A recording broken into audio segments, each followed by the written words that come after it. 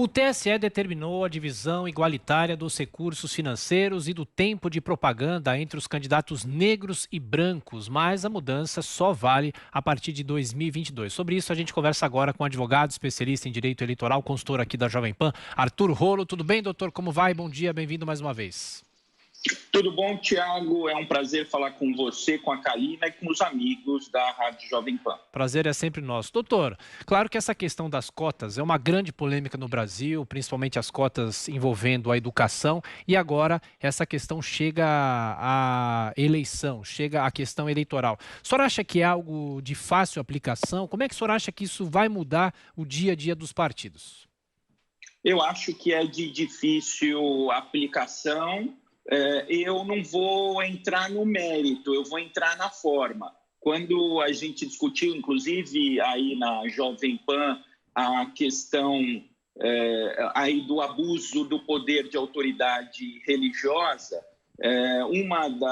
um dos fundamentos ali do TSE para decidir foi justamente no sentido de que o TSE não poderia legislar. Agora, em uma consulta formulada aí pela deputada Benedita da Silva, o TSE decidiu que a distribuição do tempo de propaganda no rádio e na televisão e do Fundo Especial de Financiamento de Campanha tem que ser proporcional às candidaturas negras. Isso não está previsto em nenhuma lei. Isso é uma invenção do TSE que agora vai ser regulamentada por resolução, que é o exercício atípico do poder de legislar do TSE. É uma atividade que deveria ser do Congresso Nacional. Nesse sentido, foi o voto divergente do ministro Tarcísio e também o parecer da Procuradoria-Geral Eleitoral. Então, a aplicação prática disso vai ser difícil. Eles estão equiparando com a questão das mulheres, então a tendência vai ser o partido que descumprir essa determinação ter a sua chapa cassada, a exemplo do que o TSE já decidiu em relação à inobservância das candidaturas femininas, daqueles 30%. Doutor, antes de passar para os nossos comentaristas, o senhor acha que, como isso vale só para a eleição de 2022, é possível ter algum conflito na justiça eleitoral, partidos que vão questionar essa medida? Não, acho que não vai ter discussão na justiça eleitoral, eu acho que vai ter uma atuação do Congresso Nacional, né? Tem um princípio constitucional que é o princípio da autonomia partidária e até agora o próprio TSE aí na instrução que regulamentou a distribuição do Fundo Especial de Financiamento de Campanha diz que o partido ele tem que definir as regras internas de distribuição e informar para o TSE. É isso que está sendo cumprido. Aquele candidato, por exemplo, precisa aparecer uma vez só no horário eleitoral. A gente tem exemplos como o do Tiririca, que ocupou todo o horário eleitoral do partido dele para puxar votos. Então, isso aí vai ser completamente modificado, mas eu tenho certeza absoluta que o Congresso Nacional vai entrar nessa briga e vai disciplinar de outra forma. Doutor Arthur, agora os nossos comentaristas, começando com ele, José Maria Trindade, de Brasília. Zé Maria. Salve, Tiago. Doutor Rolo, um prazer falar com o senhor. A justiça eleitoral é diferente. Ela, por exemplo, é a única que admite consultas, como esta. A resposta à consulta vira uma determinação, uma lei, que também legisla quando regulamenta. A regulamentação da justiça eleitoral se transforma em lei. Mas isso aí é uma reforma eleitoral. Nunca nem o Constituinte discutiu esse assunto, nem o Congresso Nacional. Quer dizer, é uma agressão. Resta ao Supremo Tribunal Federal. Mas a minha pergunta é sobre a sua prática. Neste caso da divisão pelas mulheres, né, do dinheiro, do financiamento e tal, funcionou? E, por outro lado, também eu queria saber se esse tipo de divisão pode chegar ao tempo, porque isso aí sim, se a Constituição fala em condições iguais, um candidato de um grande partido disputa em condição privilegiada e um pequeno partido, quanto à distribuição do dinheiro e do tempo de propaganda em rádio e TV. Zé Maria, a honra é toda minha.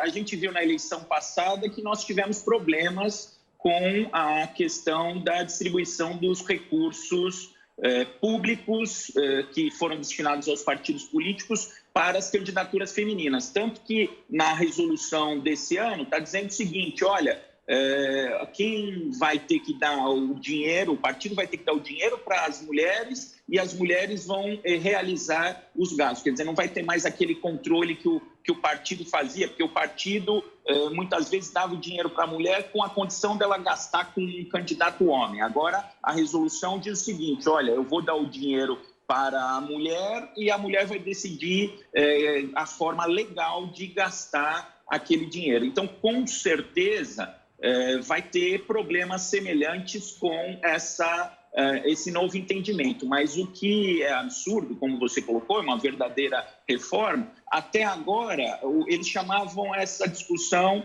partidária da distribuição dos recursos e do tempo de televisão de alguma coisa interna corporis, que é uma expressão latina para dizer que a discussão era dentro do partido, dentro do princípio constitucional da autonomia partidária. De ontem para hoje acabou essa autonomia partidária, agora é intervenção do Estado. Bom. Doutor Arthur Rolo, quem faz a pergunta agora, professor, é Leandro Larlock, aqui conosco no Jornal da Manhã hoje. Leandro.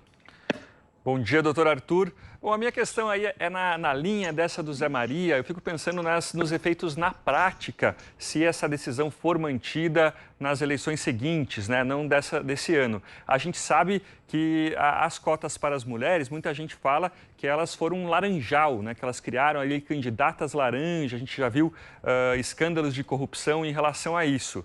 Qual você acha que vai ser os efeitos dessa medida para os candidatos negros? Os partidos vão ter incentivo para ter mais candidatos negros ou o contrário, já que ainda não foi estabelecida uma cota mínima de candidatos? Enfim, qual a sua opinião? Bom, Leandro, eu acho que nesse primeiro momento foi até uma questão que foi abordada durante o julgamento do Tribunal Superior Eleitoral. Eu acho que nesse primeiro momento a tendência é desprestigiar as candidaturas dos negros, né? Porque se a distribuição tem que ser proporcional ao número de candidatos, pode ser que o partido, porque essa escolha em convenção, ela tem muito do cacique partidário, ela tem muito da decisão do partido. Tem gente que fica de fora da convenção e não tem como reclamar. Pode ser que isso aconteça com maior frequência para os candidatos negros, porque aí não vai ter essa tutela do Tribunal Superior Eleitoral no gasto desses recursos. Pode ser que isso venha na contramão do objetivo, que é acabar ou buscar acabar com esse racismo estrutural que foi mencionado pelo ministro Barroso no seu voto. Doutor, rapidamente, só para fechar, no caso das mulheres, os partidos têm dificuldade de encontrar pessoas que se candidatem, enfim. Só acho que em relação aos negros a questão vai ser a mesma, a dificuldade de buscar pessoas para que se complete o número necessário de candidaturas? É um pouquinho diferente, Thiago, porque nesse caso específico você não tem aí um percentual de candidaturas negras, de candidatos negros ou candidatas negras obrigatório, que você vai ter uma distribuição proporcional conforme a quantidade de candidatos negros e de candidatas negras. Mas pode acontecer se os partidos começarem a não contemplar candidatos para não ter que gastar esse dinheiro com candidatos negros, pode ser que aí haja uma decisão mais firme, também formulada na consulta, no sentido de estabelecer um número mínimo de candidatos negros e de candidatas negras. Por enquanto, não é isso que está acontecendo. Vai distribuir proporcionalmente ao número de candidatos negros os recursos eleitorais. Doutor Arthur Rolo, advogado especialista em direito eleitoral, nosso consultor aqui da Jovem Pan. Mais uma vez, obrigado pela atenção. Bom trabalho, até a próxima. Obrigado a todos, até a próxima.